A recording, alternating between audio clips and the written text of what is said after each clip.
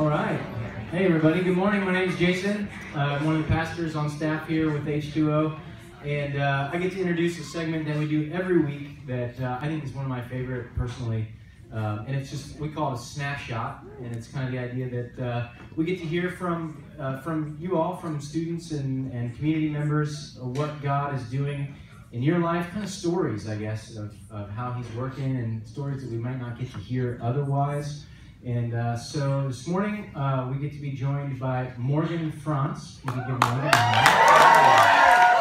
All right, so we'll start off. I'll ask Morgan, just give us some basic introductory information about herself. Totally. Well, as you know, my name is Morgan. I'm a communications studies major here at Kent University, minor in business. And for those who don't know, I accepted Jesus yesterday and got baptized last year. Super stoked and amped to be sharing this moment with all of you, especially last night too. Yeah, awesome. Thanks for joining us this morning right after. But Morgan was at our fall retreat this weekend, which just ended last night and was really cool. But why don't you give us, Morgan, just kind of a picture of what life was like growing up for you, kind of your background. Of course, yeah. So growing up, kind of in a stricter church environment, more legalistic, and so that kind of led me up. When I go to church, it was mostly about go hang out with my friends. You know, I mean, this is like really young age, so I guess it's understandable. But I didn't really have that relationship with Jesus.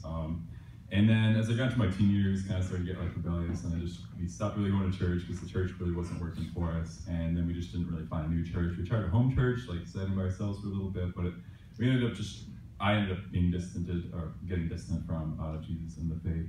And then that kind of all led up until recently, my sister, she passed away a year and a half ago, and that really kind of rocked my world. And then that hardened. I through that experience, I had an even greater belief in God through some of the experiences that happened during that time. But my heart was hardened even more so to Jesus. So I talk about God, but if somebody said in the name of Jesus, I'd just be like kind of just recoil a little bit, because I wasn't about to enter into a heartfelt relationship with Jesus because I didn't want to be hurt again. And then after that situation, that's kind of my upbringing.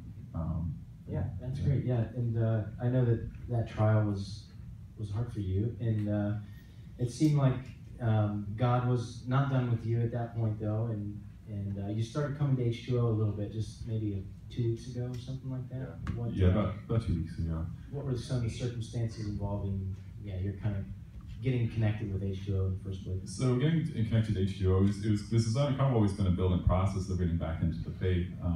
I lifeguarded at the rec, and this one gentleman, Frank from FCA, he was just talking to me, and at that point I wasn't really thinking too much about Jesus or God. I mean, a little bit, but not much. And he just said, yeah, this week we're talking, or this semester we've been talking about what's standing in the way of you having a relationship with God. And for me, that was an instant, that's not the comfortable question. It made me feel uncomfortable, but it made me think. And I was thinking, well, I should pursue this more. And then a friend invited me to come to H2O, and I was in the middle of the service. I was in this internal battle and this was, how do I forgive God for my sister dying?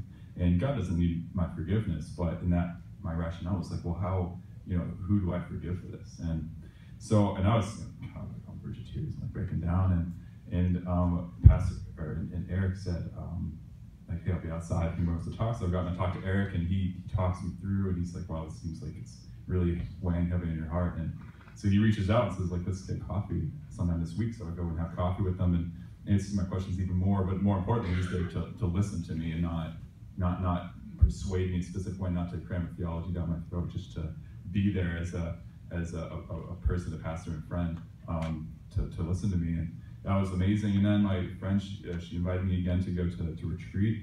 And then the Friday, 2 days ago, a long day. I got a C on my finance exam. I was bummed. I worked for like 9-10 hours. I was exhausted. I was running late for retreat. I was behind. I was so stressed out. And I didn't know anybody at the retreat. I was just like, maybe this is a mistake. Maybe I should just say no.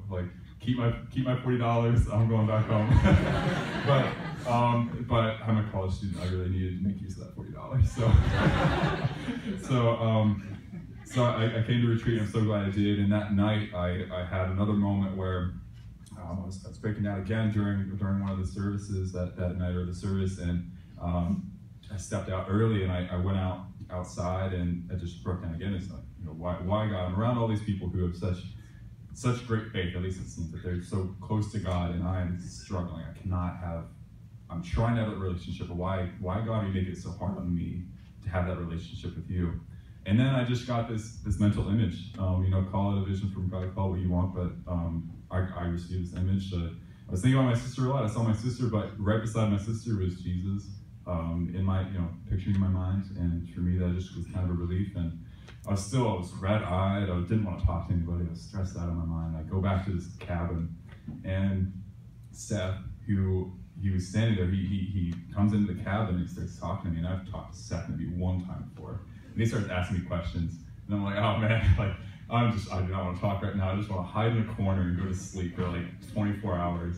And he's pushing me, but he's asking hard questions, but he's listening. And that made me feel so welcome, and the fact he actually cared, and it was just amazing. And then that next day, it was a long process. I had anxiety. I still didn't know a ton of people at H2O, but then after one of the sermons on Saturday, it was, and one of my other conversation with Eric was I had the knowledge of the Bible, but I didn't have the heart. And in my mind, it was like, I need to keep getting knowledge until this moment clicks where I feel that Jesus is in my heart, and then I can accept Jesus. Which, as I now know, that's not exactly how it works. So and then I was talking to Eric, and he just said, it's just like, you have this bridge of knowledge, but there are gaps in the bridge that need to be filled with faith. And I was like, well, wait. And that came back to that question with Frank. What's stopping me from having a relationship with God? So I said, well, nothing. So I'm just going to do it. So I accepted Jesus, prayed with Eric, and then I got baptized last night. So. Yeah, awesome. I